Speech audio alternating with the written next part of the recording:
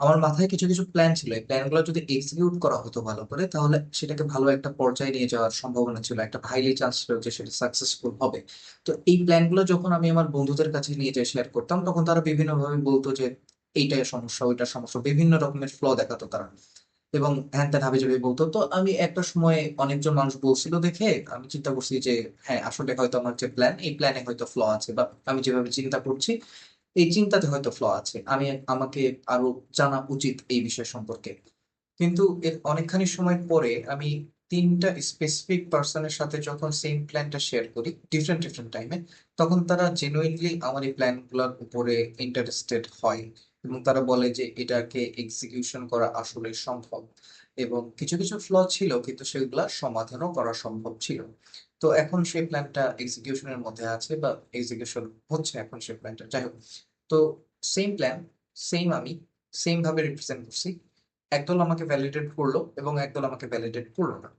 শুরুতে যে দল আমাকে ভ্যালিডেট করছিল না, আমি তাদেরকে গ্র্যান্টেড হিসেবে নিয়েছিলাম, কারণ আমি একজন বাংলাদেশের মানুষ গতানুগতিক ভাবে ছোট থেকে যেভাবে বড় হয় আমি এখনো সেভাবেই বড় হয়ে আসছি। তো তারাও সেম ক্যাটাগরি ছিল, আমার উচিত ছিল তাদেরকে গ্র্যান্টেড হিসেবে না নেওয়ার। তাও নিয়েছি কারণ তারা বেশি ছিল সংখ্যায়, মাল্টিপল পার্সন আমাকে সেম কথা বলেছিল এই জন্য। কিন্তু পরবর্তীতে যারা আমাকে ভ্যালিডেট করছে আমি তাদেরকে গ্র্যান্টেড হিসেবে নিয়েছি, কারণ আমি যে লাইনে চিন্তা করছিলাম ওই লাইনে তাদের বিগত কয়েক বছরের এক্সপিরিয়েন্স আছে। তো this is the power of environment, this is the power of people you are with. আমার খুব করে ইচ্ছা হয় যে আমি এই যে টেবিলে বসে আছি, এই যে কম্পিউটারে কথা বলছি, ভিডিওটা করছি, আমার টেবিলটা এমন এক জায়গায় থাকুক যে এই টেবিলের পিছনেই জানালা, এবং সেখানে সূর্যের ওয়ার্মথ একটা টোন আসছে আমার ঘরের ভিতরে।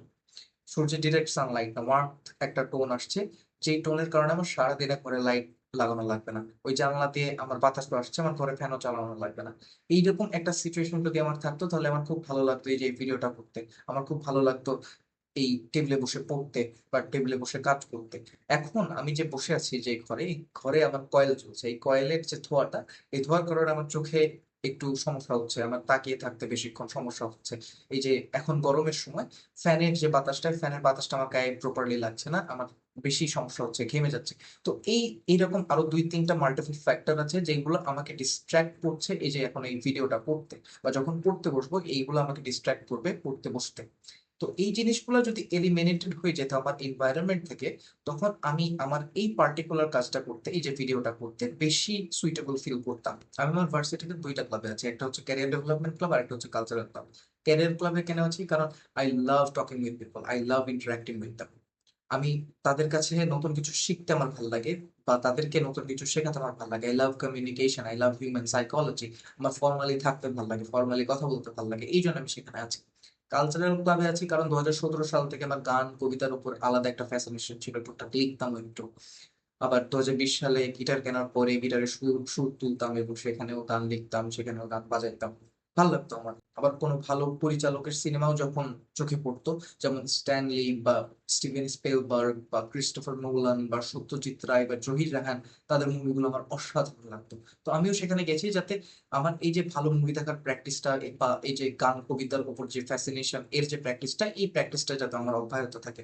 তো আমি যদি এই কালচারাল ক্লাব বা ক্যারিয়ার ডেভেলপমেন্ট ক্লাবে না চেয়ে আমি যদি ফটোগ্রাফি ক্লাবে যুক্ত হতাম, তাহলে আমার যে পটেনশিয়ালটা এটা ভালো করে আমি এক্সপ্রেস করতে পারতাম না। বা আরেকভাবে যদি বলি যে কালচারাল ক্লাবের যে মেম্বার, ক্যারিয়ার ডেভেলপমেন্ট ক্লাবের যে মেম্বার, তারা আমার পটেনশিয়ালটাকে যেভাবে দেখতো, অন্যান্য ক্লাবের মানুষগুলো আমার পটেনশিয়ালটাকে সেভাবে দেখতো না। তো ইটস ভেরি ইম্পর্টেন্ট আপনি কোন জায়গায় আছেন, কাদের সাথে আছেন, কাদের সাথে ওঠা বসা করছেন। আপনি যদি আপনার বিছানার পাশে ফোন রেখে দেন তাহলে এটা হওয়ার সম্ভাবনাই বেশি যে আপনি ফোন চালাতে চালাতে ঘুমাতে যাচ্ছেন এবং ফোন চালাতে চালাতে ঘুম থেকে উঠছেন। আপনি যদি এটার পরিবর্তন করতে চান তাহলে ফোনের জায়গায় একটা বই রাখেন, একদিনে হবে না, এক সপ্তাহে হবে না, এক মাসে হবে না, 2 মাসে হলো না, মনে করেন 3 মাসে হলো না, কোনো না কোনো একটা সময় আসবে যখন আপনি বই পড়তে পড়তে ঘুমাতে যাচ্ছেন এবং বই পড়তে পড়তে ঘুম থেকে উঠবেন। আপনি যদি বিছানায় পড়তে বসেন বা বিছানায় বই নিয়ে বসেন, তখন সেখানে কিছুক্ষণ পরে আপনার ঘুম আসবে, এটাই স্বাভাবিক। এনভায়রনমেন্ট যদি ইম্পর্টেন্ট না হতো তাহলে খাওয়ার টেবিল এবং পড়ার টেবিল দুইটা আলাদা হতো না। এনভায়রনমেন্ট যদি আলাদা না হতো তাহলে টি শার্ট, শার্ট, পাঞ্জাবি এগুলো আলাদা হতো না। আপনাকে বুঝতে হবে যে কোন এনভায়রনমেন্টটা আপনার জন্য সুইটেবল। আমি অ্যাজিউম করে নিচ্ছি যে you are mature enough to understand what's good for you and what's not. তো আপনার ওই বিবেকটা দিয়ে আপনাকে চিন্তা করতে হবে কোন রুমে গেলে আপনি মর্যাদাটুকু পাচ্ছেন, আপনি ভ্যালিডেশনটুকু পাচ্ছেন, এবং কোন জায়গায় আপনার প্রপার পটেনশিয়াল শো করার অপশন আছে।